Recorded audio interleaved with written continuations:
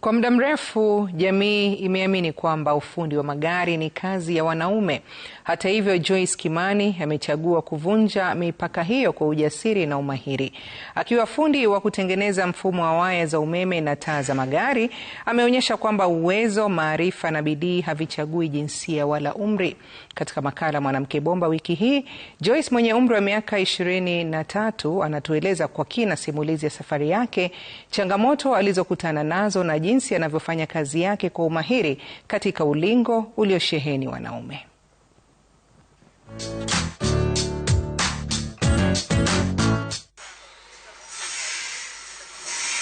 Kwa majina ni Joyce Muthoni Kimani, 22 years. Nimetoka Kiambu County, mzaliwa wa Githongori, ambapo nilimaliza shule 2023. Nikaanza biashara ya kuuza manguo.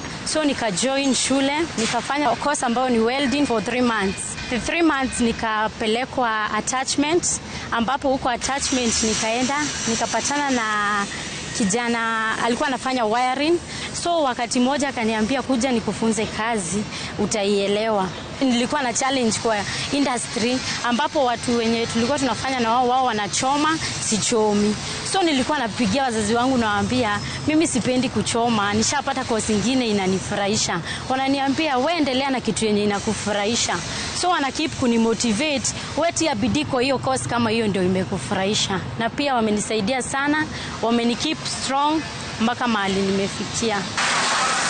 Huyo kijana kwa jina Onesmus Mutuku alinifunza mengi, kuwa usibague kazi ukiwa msichana. Ukiwa msichana bado unaweza. Ikiwa tough, ikiwa inakaa aje, lazima upambane nayo vile iko. Kwa mtazamo wa umri wako mdogo na kazi ambayo unaifanya, ulipoingia hapa katika hii kampuni mara ya kwanza, hali ilikuwa vipi? Hapa katika Hadid niliingia Januari this year. Nikasikia kunatakikana watu wa kazi ambao wanajua wiring. So nikakuja nika-apply, ndio nikapatiwa interview na nikapita, na ndio nimefika hapa. Nikifika hapa kazi yangu huwa ni wiring, ambapo mimi nafika na kama chase ni mpya naingia na dismantle the chase, napanga vitu zangu za kazi. Gari ikikaribia finishing, hapo ndio kazi yangu inaanzia.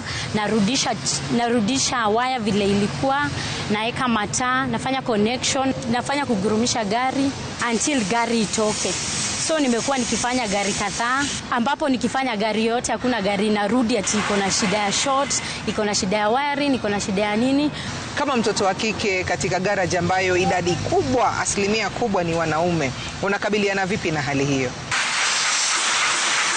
Kama mwanamke napata challenges mingi sana. Unapata wanaume huku ndani wanaona kama uwezi, lakini unaendelea kujipea nguvu, kuonyesha unaweza. Pia unapata wakati mwingine ni kama hawataki pia ukue tu hapo ukifanya kazi, ni kama haufai kuwa unafanya kazi, we bado ni mchanga.